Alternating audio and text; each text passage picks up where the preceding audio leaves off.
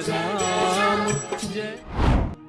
नमस्कार, स्वागत है एक बार फिर से आप सभी का आपके अपने ही चैनल हनुमान सेवा परिवार में।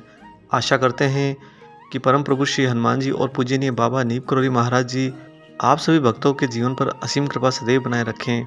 आज इस जाते हुए साल 2023 का आखिरी दिन है। आशा करते हैं आपका यह साल बेहतर हुआ होगा और आने वाला साल इससे भी ज़्यादा बेहतरीन हो। इसी भरोसे के साथ भक्ति के इस मार्ग पर साथ चलते रहिएगा। दोस्तों, अनेकों बार भक्तों का एक ही प्रश्न बार बार आता है कि महाराज जी हमें अपने धाम बुला लो, या बाबा हमें अपने धाम कब बुलाएंगे। यूँ तो देखिए, कैंची धाम में कुछ खास ऊर्जा अवश्य है जो वहाँ जाने पर मनुष्य का सब कुछ परिवर्तित कर देती है। परंतु वहाँ पर जाने के लिए मार्ग प्रशस्त करना यह गुरुदेव की कृपा विशेष से ही संभव हो सकता है। और दूसरी महत्वपूर्ण बात यह भी कि महाराज जी आपको जहाँ भी बुलाएंगे, जिस भी धाम में बुलाएंगे, उसके पीछे कोई ना कोई प्रयोजन होता है। क्योंकि आप तो इस भौतिक जगत के आवरण में ढके हुए इसी की प्राप्ति और इसी की तृप्ति के लिए बाबा को पुकारते हैं, बाबा के यहाँ जाने की इच्छा रखते हैं। परंतु वो तो अलौकिक हैं और आपके जन्म जन्म का सारा लेखा जोखा उनके पास है। उसी को मध्याह्न रखते हुए वे कहीं ना कहीं आपके लिए कुछ और प्रयोजन तय कर लेते हैं, जिसका आभास आपको नहीं होता, परंतु उस घटना के घटने के बाद आपको उसका एहसास ज़रूर होता है। और इसलिए निश्चिंत भी रहिए कि महाराज जी अगर आपको अपने मुख्य धाम नहीं बुलाते हैं या किसी और धाम में जाने के लिए प्रेरित करते हैं, तो इन सभी के पीछे उनकी ही दिव्य इच्छा निमित्त है। शायद वो मुख्य धाम नहीं बुलाते हैं तो इसका कारण यह भी हो सकता है कि वह मनुष्य भी उस स्थिति का सामना करने के लिए तैयार नहीं हुआ है जो अलौकिक स्थिति उसके सामने उस धाम में आ सकती है। जैसे कि मुख्य धाम में अगर आपको महाराज जी के साक्षात प्रत्यक्ष आंखों में दर्शन हो गए तो क्या आप उस दृश्य को सहन कर पाएंगे। अगर मनुष्य की चेतना और उसकी आत्मा उस स्तर पर नहीं होती है जहाँ पर वह उन सभी एहसासों का सामना कर सके, तब उनके रास्ते को थोड़ा सा मोड़ दिया जाता है। और इन्हीं में जो कैंची धाम है वह वास्तव में श्री भगवान जी का घर ही है।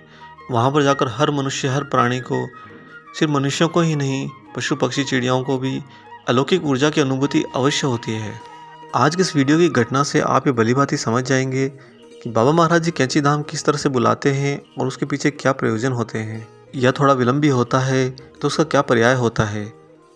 दोस्तों, वीडियो देखते हुए अगर आपको वीडियो अच्छा लगता है तो वीडियो को लाइक ज़रूर कर दिया कीजिए और ज़्यादा से ज़्यादा वीडियो को साझा किया कीजिए, शेयर किया कीजिए, ताकि सभी तक महाराज जी का कथा प्रसाद अवश्य पहुँचे। और जो लोग चैनल पर नए हैं, आप सभी का स्वागत है। चैनल को सब्सक्राइब कर लीजिए, साथ ही बेल आइकन को ऑन कर लीजिए ताकि आने वाले सारे नए वीडियो के नोटिफिकेशन आप सभी तक समय से पहुँचें। आइए ले चलते हैं बिना देरी करे आपको इस अद्भुत घटनाक्रम पर। दोस्तों, अलीगढ़ के निवासी श्री रामनाथ जी बहुत ही सरल स्वभाव के वृद्ध व्यक्ति थे। उन्होंने पूरे जीवन हनुमान जी को ही दया था। वे हनुमान जी के उपासक तो थे ही, साथ ही बाबा महाराज जी के परम भक्त थे। पूरे जीवन में वह अनेकों बार कैंची धाम आते और बाबा के दर्शन करते थे। यह उनका सौभाग्य था या महाराज जी की विशेष कृपा ही थी कि जब भी वह कैंची धाम आए, उन्हें बाबा ने कभी निराश नहीं किया, कभी खाली हाथ नहीं लौटाया। हमेशा उन्हें महाराज जी वहीं पर विद्यमान मिलते और बाबा से घंटों उनकी बात होती। और जब उनकी मनोस्थिति तृप्त हो जाती तो बाबा महाराज उन्हें प्रसाद पवाकर वापस भेज देते। जब रामनाथ जी को महाराज जी के महाप्रयाण की खबर मिली, वह बुरी तरह से टूट गए। जैसे एक पुत्र के सर से पिता का साया उड़ गया हो, उन्हें संसार पूरा अकेला लगने लगा। बस अब एक ही सहारा था, महाराज जी की सूक्ष्म ऊर्जा और निरंतर हनुमान चालीसा का पाठ करना। रामनाथ जी ने इसे ही अपना नित्य क्रम, अपना जीवन बना लिया था। वह दिन रात हनुमान चालीसा का पाठ किया करते। ऐसे ही बाबा महाराज जी के महाप्रयाण के बाद एक दिन वह बैठे हुए हनुमान चालीसा का पाठ कर ही रहे थे कि पता नहीं क्या हुआ, उनका मन एकाग्र नहीं हो पा रहा था। उनके मन में बार बार उथल पुथल हो रही थी। पता नहीं कैसा अनजाना सा भय उन्हें परेशान कर रहा था। रामनाथ जी को समझ नहीं आ रहा था कि आज मैं हनुमान जी के समक्ष बैठा हूँ और हनुमान जी की पूजा अर्चना में मेरा ध्यान क्यों नहीं लग रहा। इसी प्रश्न का उत्तर खोजते खोजते वो नज़दीकी हनुमान मंदिर पहुँच गए। परंतु बड़े ही आश्चर्य की बात कि हनुमान मंदिर में जाने के बाद भी उनके मन की वही स्थिति बनी रही। वही उनका चंचल मन उन्हें परेशान करता रहा। तत्पश्चात वे घर लौट आए, परंतु घर लौटकर उन्होंने यह निश्चय कर लिया कि अब तो कुछ नहीं हो सकता, मुझे वृंदावन जाना ही होगा। अतः वह अपना जरूरी सामान लेकर वृंदावन आश्रम आ गए। यहाँ रामनाथ जी 2 दिन तक रहे और यहाँ रहकर 2 दिनों तक उन्होंने एकाग्रचित होकर सा आनंद हनुमान जी के मंदिर में बैठकर पाठ किया। जब रामनाथ जी वृंदावन में हनुमान जी के समक्ष हनुमान चालीसा का निरंतर पाठ कर रहे थे 2 दिनों तक, उसके तीसरे दिन पता नहीं उनके मन में एकदम से प्रेरणा हुई कि क्यों न कैंची धाम चला जाए। और उसी समय उन्हें आश्रम के अन्य साथियों से कि उस समय कैंची में गुरु पूर्णिमा का उत्सव चल रहा था और वृंदावन से काठगोदाम होते हुए गंतव्य स्थान पर पहुंच गए। जब वे कैंची धाम पहुंचे तो लगभग सायंकाल हो चुकी थी और समय 4 बजने को आया था। रामनाथ जी कैंची आश्रम में आए और सीधा महाराज जी के तखत के पास जाकर बैठ गए। और जिससे पहले वहाँ पर बैठा करते थे बाबा महाराज जी जब तख्त पर विद्वान रहते थे, वह तख्त के नीचे सीढ़ियों पर बैठकर सामने हनुमान मंदिर में उपस्थित हनुमान को निरंतर निहारने लगे। उनका ध्यान हनुमान जी में बढ़ता जा रहा था और तभी एकाएक रामनाथ जी को मंदिर की छत से बाबा महाराज जी के दर्शन हुए। उन्होंने देखा कि महाराज जी कम्बल ओढ़े हुए थे। इस अलौकिक दृश्य को देखकर वे बड़े ही आश्चर्यचकित हो गए। उन्हें तो अपनी आंखों पर बिल्कुल भी विश्वास नहीं हो रहा था। उन्हें लगा कि शायद ये भ्रम तो ना हो, अतः कुछ देर के लिए उन्होंने अपना सिर नीचे कर लिया। परंतु कुछ क्षणों बाद जब सिर उठाकर फिर से उधर निगाह करी तो उन्हें वही दृश्य फिर से दिखाई दिया। महाराज जी छत पर विद्वान थे। रामनाथ जी ने फिर से प्रत्यक्षता को जांचने के लिए दोनों हाथों से अपनी दोनों आंखों को मला, क्योंकि वे खुद को विश्वास दिलाना चाहते थे कि यह कोई स्वप्न नहीं है, अभी तो ये खुली आंखों से वह देख रहे हैं। उन्होंने फिर से जब हनुमान मंदिर की ओर देखा तो बाबा उन्हें फिर से दिखाई दिए, सफ़ेद चादर ओढ़े हुए और बिल्कुल अड़िग मुद्रा में खड़े हुए।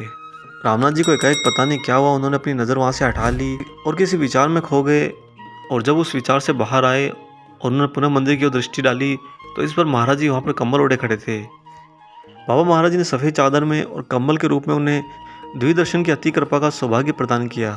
दोस्तों, आपको बता दें कि यह घटनाक्रम कुछ मिनटों का या कुछ क्षणों का नहीं था, पूरा आधा घंटे तक चलता रहा। आधा घंटे तक उन्हें महाराज जी वहीं हनुमान मंदिर की छत पर, रामनाथ जी दाएं बाएं सब कुछ देख रहे थे।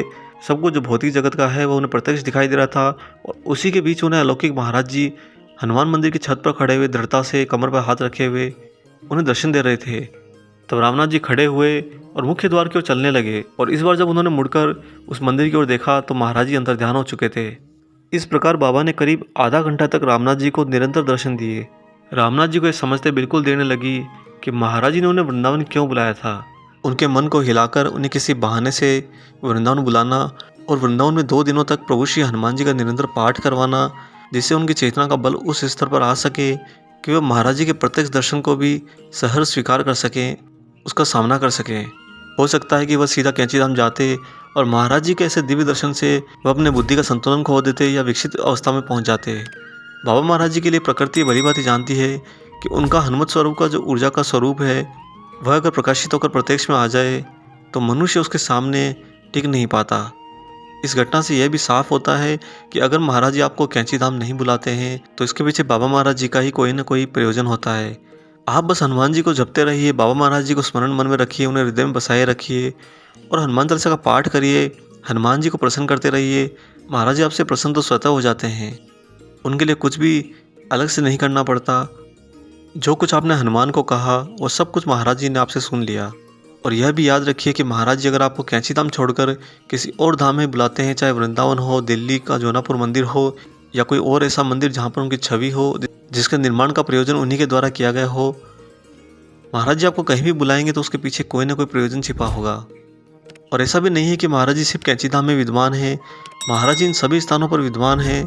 सूक्ष्म रूप में सभी स्थानों पर उनका विस्तार है, इसीलिए वो इन स्थानों पर जाने पर आपके भाव को स्वीकार कर लेते हैं। इसलिए भक्ति के मार्ग पर चलते हुए कभी भी मन में यह मलाल या दुख न रखिए कि महाराज जी हमें धाम पर क्यों नहीं बुलाते हैं या हमारे पर क्या महाराज जी कृपा नहीं कर रहे हैं, जो हमें मार्ग नहीं दिखा रहे वहाँ आने के लिए। इस तरह के विचारों को पूर्ण रूप से त्याग दीजिए। ये सब निरर्थक हैं, मात्र एक भ्रम से ज़्यादा कुछ नहीं है। और बाबा महाराज जी तो जब आप चित्र के सामने कुछ कह दें वह सूक्ष्म रूप में आपके साथ ही विद्यमान हो जाते हैं, आपके संरक्षण बन के। अगर आपको जीवन की किन्हीं परिस्थितियों से कोई भय सता रहा है जिसके लिए आप बार बार महाराज जी के धाम जाना चाहते हैं और कोई ऐसा अवसर नहीं बन पा रहा या इस तरह का नियोजन नहीं हो पा रहा कि वहाँ पर जाने का आपको सौभाग्य प्राप्त हो, तो बस महाराज जी से एक बात कह दीजिए कि तुम रक्षक काहू को डरना। जब रक्षा करने वाले तुम ही हो तो मैं किस बात से डरूं? चाहे मैं यहाँ हूँ चाहे वहाँ हूँ, इससे क्या फ़र्क पड़ता है? आप तो मेरे साथ हैं, मेरे लिए तो यही काफ़ी है। और उसी भाव के साथ ये आशा भी करते हैं कि आपको आज का ये वीडियो पसंद आया हो। वीडियो अगर अच्छा लगा है तो जाते जाते इसे लाइक ज़रूर कर दीजिएगा और जो लोग चैनल पर नए हैं चैनल को सब्सक्राइब अवश्य कर लीजिएगा। मिलेंगे दोस्तों नए साल में नए शुभ अंक के साथ। तब तक अपना और अपने माता पिता का संपूर्ण रूप से ख्याल रखिएगा और परम प्रभु श्री राम जी का निरंतर गुणगान करते हुए बाबा हनुमान और बाबा नीम करोली महाराज जी की निस्वार्थ होकर सेवा करते रहिए। जय सिया राम।